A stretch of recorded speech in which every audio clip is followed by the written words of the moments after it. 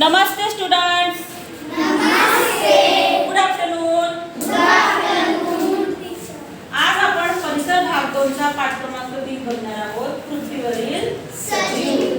पृथ्वीवरील सजीवांची निर्मिती कशी झाली, आपल्या पृथ्वीची उत्पत्ती निर्मिती कशी झाली आणि पृथ्वीवरील प्राणी सृष्टीची निर्मिती कशी झाली याबद्दल आज आपण या पाठामध्ये अभ्यासणार आहोत. शास्त्रीय संशोधनाच्या आधारे असे मानले जाते की सुमारे 4,500 अब्ज वर्षांपूर्वी अत्यंत तप्त वायू धूळ यांनी मिळून बनलेला एक प्रचंड मोठा गतिमान गोळा वेगवान आकाराने चक्राकार गतीमुळे त्याचे विभाजन होऊन सूर्य आणि सूर्याभोवती फिरणारे ग्रहांची निर्मिती झाली. मग सूर्याभोवती फिरणारे 8 ग्रह आहेत. किती ग्रह आहेत? 8. त्यांचे आपण एक एक करून नाव बघूया. पहिला आहे बुध. पहिला कुठला आहे? बुध. दुसरा शुक्र. तिसरा पृथ्वी. चौथा मंगळ. पाचवा गुरु. सहावा शनी. युरेनस आणि नेपच्यून. मग या पृथ्वीवर सजीवांची निर्मिती कशी झाली, हे पृथ्वी जी होती तिच्यावर सजीवांची निर्मिती कशा प्रकारे झालेली आहे. तर बघा, सर्व ग्रहांपैकी पृथ्वीवर सजीव सृष्टी आहे. पृथ्वीच्या उत्पत्तीनंतर तिचा पृष्ठभाग थंड होऊन तिच्यावर जलाशयांची निर्मिती झालेली आहे. जवळजवळ ती निर्मिती होण्यासाठी 80 कोटी वर्ष लागली. किती? 80 कोटी वर्ष लागली असे मानले जाते. पाण्यामध्ये प्रथम अनेक प्रकारचे एकपेशीय सजीव निर्माण झाले.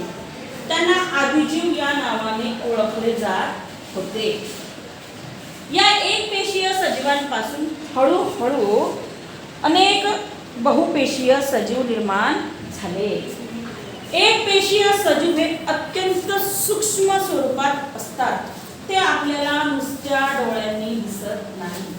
एकपेशीय सजीवांना बघण्यासाठी आपल्याला मायक्रोस्कोप म्हणजे सूक्ष्मदर्शिकेचा वापर करावा लागतो, जी आपल्या पाठ्यपुस्तकामध्ये सूक्ष्मदर्शिका दिलेली आहे.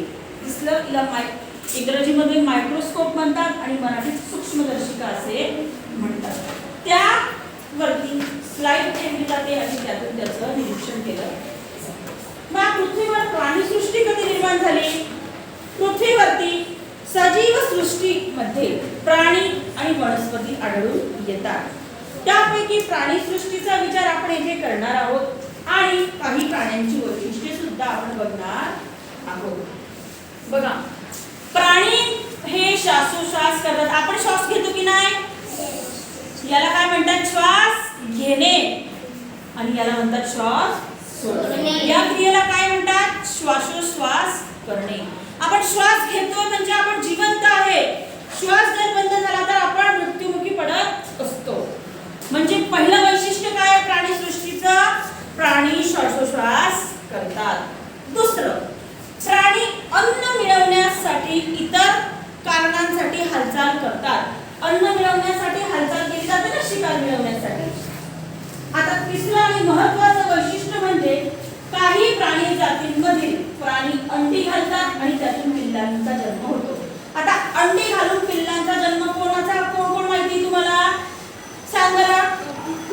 कोंबडी. तू सांग. तू सांग. पक्षी. बरोबर. ज्याप्रमाणे कोंबडी आहे, कावळा आहे, मोर आहे, ही अंडी घालतात आणि त्या अंड्यातून पक्षाचं पिल्लू जन्माला येतं. त्याचबरोबर काही प्राणी जातींमधील प्राणी हे पिल्लांना जन्म देतात. त्यांना सस्तन प्राणी असे म्हणतात. आपण आपल्या आईच्या पोटातून जन्म घेतलेला आहे, बरोबर. त्याचप्रमाणे गाय, म्हैस, बैल, बकरी यासारखे जे आहेत हे आपल्या पिल्लाला पोटामध्ये वाढवतात आणि त्याला जन्म घालतात. कळलं? अशा प्रकारे आपल्या पृथ्वीवर सजीवांची निर्मिती झालेली आहे.